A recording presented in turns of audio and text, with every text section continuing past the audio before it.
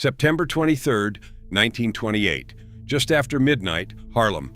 4 white men with revolvers grab him off the sidewalk, blindfold him, throw him in a sedan, and demand $50,000. That was the biggest ransom anyone had ever put on a black man in American history. They hold him for 3 days. On the 3rd day, Casper Holstein walks out. No ransom paid. $3 in his pocket for taxi fare. His coat straightened, his composure unbroken. When the police catch every last one of his kidnappers, Holstein looks them dead in the face and says, "I have never seen these men before." He knew exactly who they were. He memorized their voices, their hands, the way they smelled. But he said nothing, because Casper Holstein understood something about power that his enemies never did. Silence is a weapon, and patience is a fortress. Even Bumpy Johnson, the most dangerous gangster in Harlem, the man who would later wage war against Schultz's mafia and earn the respect of Lucky Luciano himself, looked at Casper Holstein with respect. Not because Holstein was violent, because he did not need to be. He had built something the mob could not rig, could not fix, could not beat with muscle or money. He had built a system so mathematically clean that the only way to take it was to kidnap the man who made it. And even that did not work. But here is what makes this story unlike anything you have ever heard. This man, the one who outsmarted much of the New York mob, including Italians and Dutch Schultz, who walked out of his own kidnapping with $3 in his pocket, who ran an empire that brought in $12,000 a day from a 5-story brownstone, was secretly funding one of the most important cultural movements in Black history. Something that would reshape American culture in ways that are still felt today. What that something was, and why the mob's takeover destroyed far more than just a gambling operation, is a story that almost nobody knows. This is that story.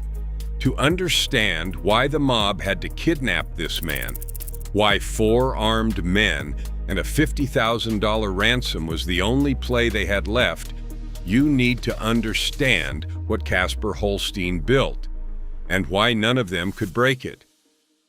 In the 1920s, Harlem's numbers game was everything. It was an illegal lottery played on every block, in every barber shop, on every stoop, for poor black residents who could not open bank accounts, could not buy stocks, and could not get a loan. The numbers game was the only financial system that would let them in. But the game had a fatal flaw. The bankers who ran it chose the winning numbers, which meant they could rig the outcomes. The Italian mob figured this out early, and they ran fixed games across New York. Black players were betting into a system designed to rob them blind. Holstein saw the scam, and he broke it. He tied the winning number to the daily clearinghouse figures published by the New York and Boston stock exchanges. 2 middle digits from New York and 1 from Boston. 3 numbers generated by the entire American financial system, printed in every newspaper in the country for anyone to check. Nobody could rig it. Not the Italians, not the Jewish gangs, not the police.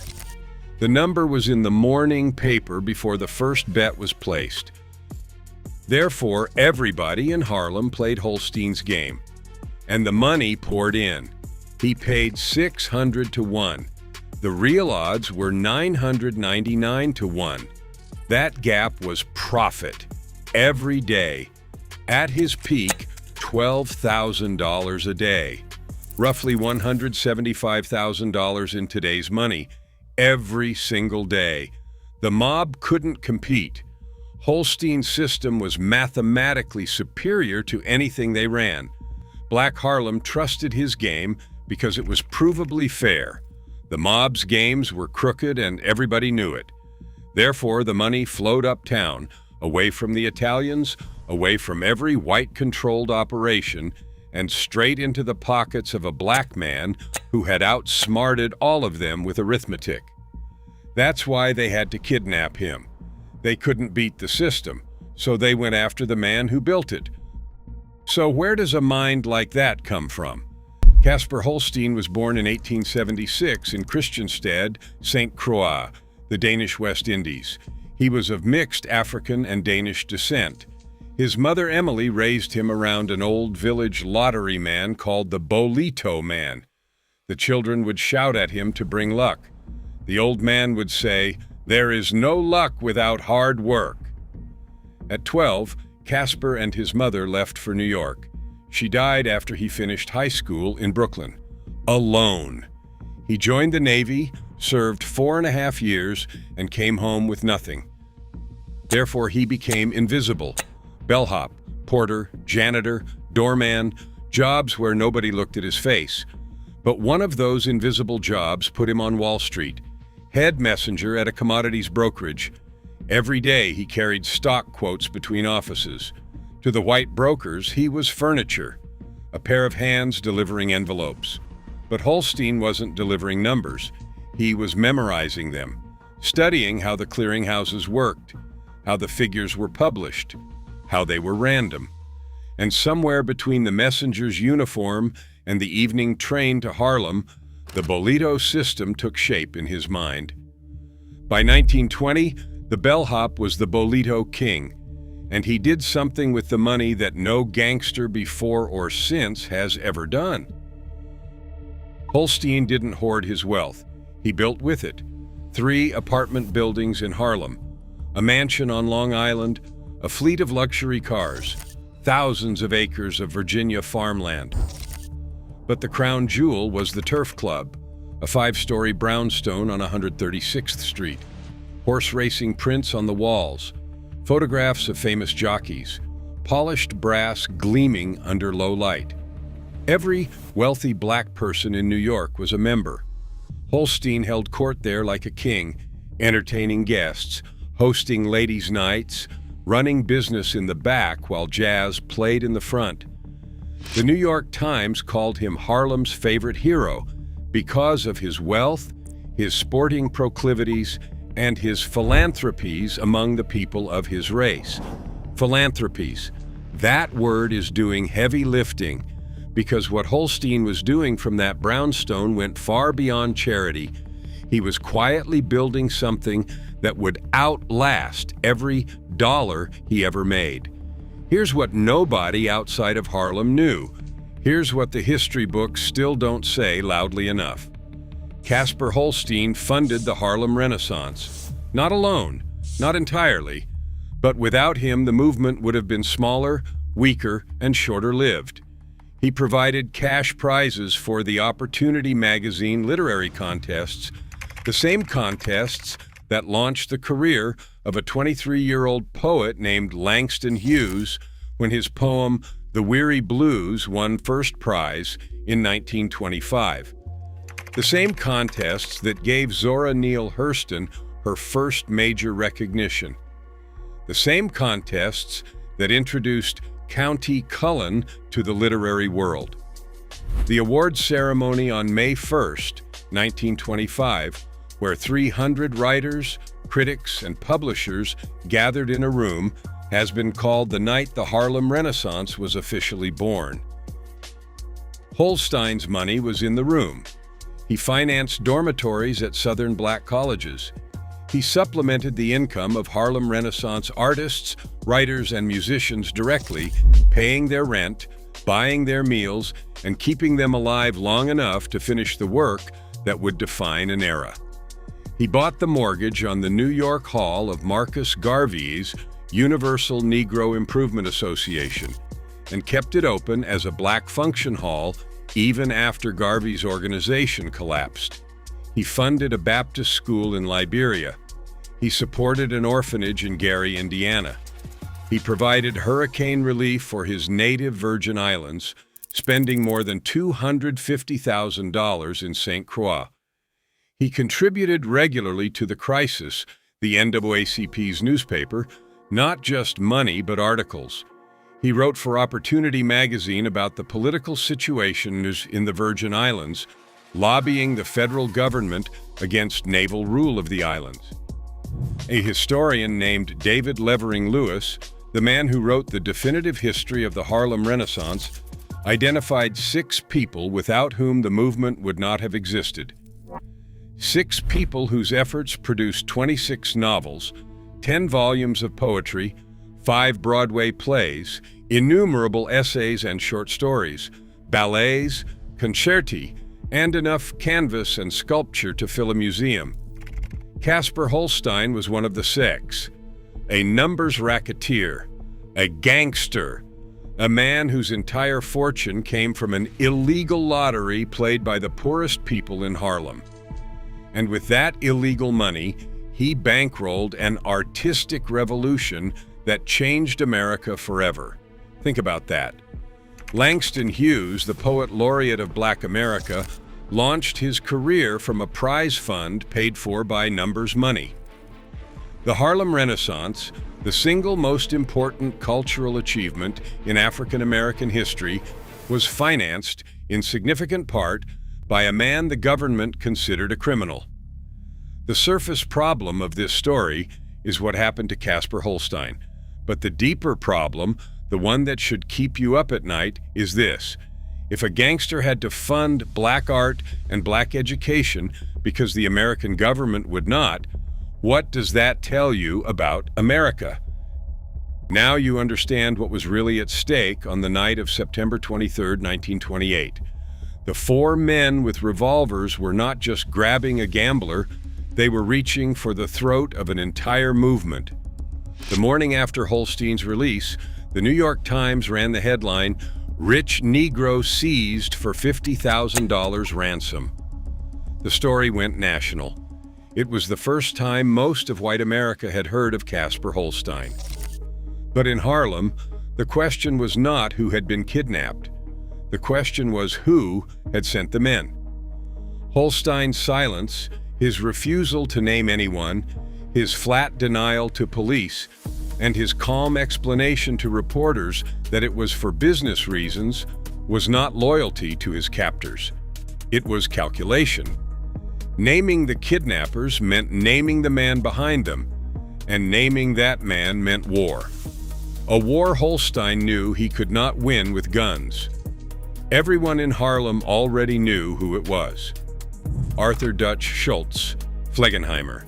Dutch Schultz was a bootlegger from the Bronx with over 100 men on his payroll.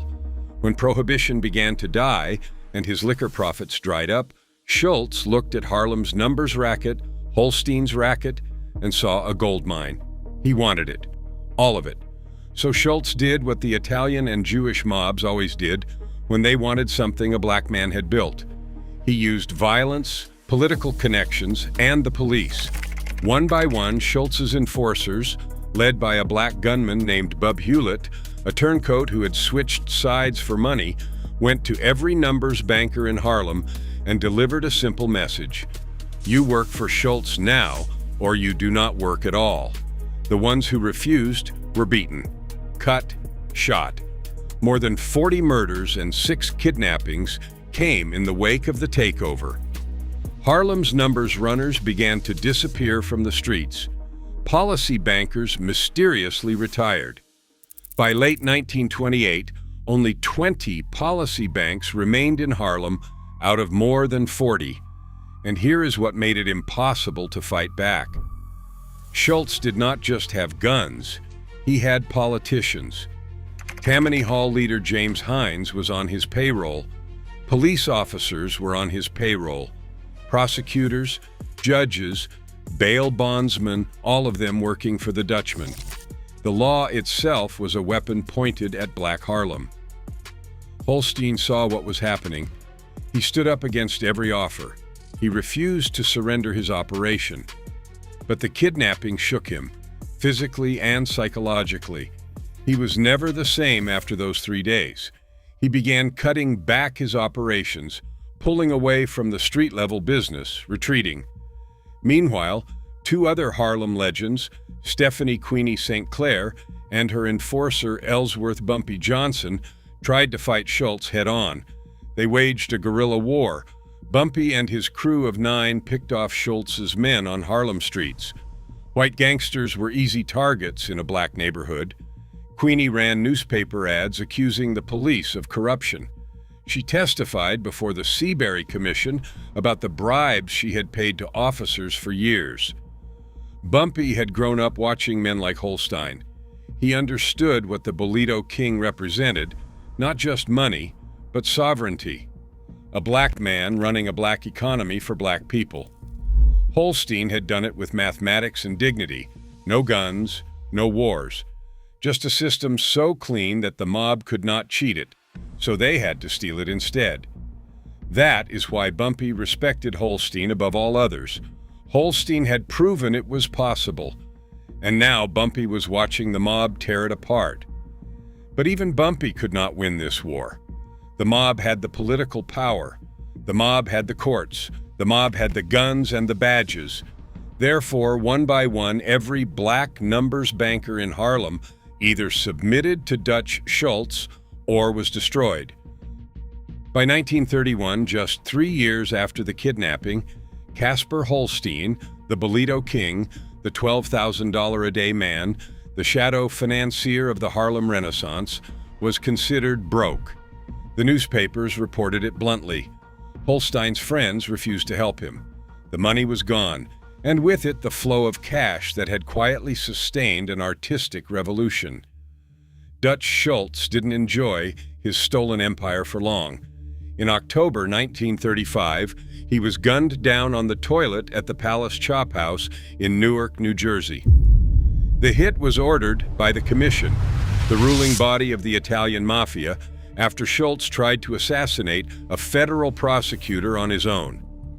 Queenie St. Clair, who had never stopped hating the Dutchman, sent a telegram to his deathbed. It read, "As ye sow, so shall ye reap," signed, Madam Queen of Policy. The telegram made headlines across the nation, but for Holstein there was no victory. In December 1935, he was arrested on federal charges for illegal gambling. Holstein maintained his innocence. He said publicly, "I own the Turf Club building, but I don't own the Policy Bank." And that may have been the truth, because by 1935, Dutch Schultz's mob had already taken the actual numbers operation away from him years earlier. It didn't matter. Holstein was convicted and sentenced to prison. He served nearly a year. When he came out, he didn't go back to the numbers. He couldn't. The game he'd built, the game that was impossible to fix, the game the people trusted, was gone. It belonged to the mob now. Therefore, Holstein spent the rest of his life doing the only thing he had ever done with his money that mattered. He gave it away. He moved into real estate, providing mortgages to people in Harlem that the regular banks refused to serve. He continued supporting charities. He continued writing about the Virgin Islands. He continued fighting quietly for a community that the rest of America had forgotten. On April 5, 1944, Casper Holstein died in Harlem. He was 67 years old. He died broke. The Washington Afro-American ran the headline, "Numbers King Dies Broke." The Kansas City Star ran the headline, "Numbers King Dies Pauper." The man who once earned $12,000 a day, the man who funded Langston Hughes and Zora Neale Hurston, who built dormitories at black colleges and schools in Africa, who bought Marcus Garvey's Hall and kept it alive, who was one of 6 people without whom the Harlem Renaissance might not have existed, died without a dollar to his name. More than 2,000 people attended his funeral at Harlem's Memorial Baptist Church. Today, a scholarship at the University of the Virgin Islands bears his name. A housing development in St. Croix is named after him. And almost nobody outside of a handful of historians knows who Casper Holstein was. He does not get mentioned in most Harlem Renaissance textbooks. Langston Hughes gets pages. Zora Neale Hurston gets chapters. Duke Ellington gets documentaries. The artists get remembered. The money behind the artists gets erased. And that's the deeper problem of this story. In the 1920s, the wealthiest black man in America had to run an illegal lottery to generate the capital that funded black art, black education, and black culture because the legitimate American economy was closed to him. Banks would not lend to black people. Businesses would not hire them in positions of power. The stock market Holstein watched every day from behind a messenger's uniform. He could carry the numbers, but he just could not trade them. Therefore, he built his own economy. Underground, illegal, brilliant. And when the white mob saw how much money it generated, they took it, with guns and badges and judges, the same way they took everything else. Caspar Holstein did not lose his empire because he was outsmarted. He lost it because in the 1920s, a black man could build something magnificent, but he could never protect it. Not from the mob, not from the police, not from a system designed to ensure that wealth flowed in one direction. He learned about luck from an old Bolo man on a dirt path in St. Croix. The old man told him that there is no luck without hard work. Caspar Holstein worked harder than anyone. He built bigger than anyone. He gave more generously than anyone. And America took it from him anyway. They called him the Bolo King. He deserved a better title. He was the man who bet on black excellence and paid for it with everything he had.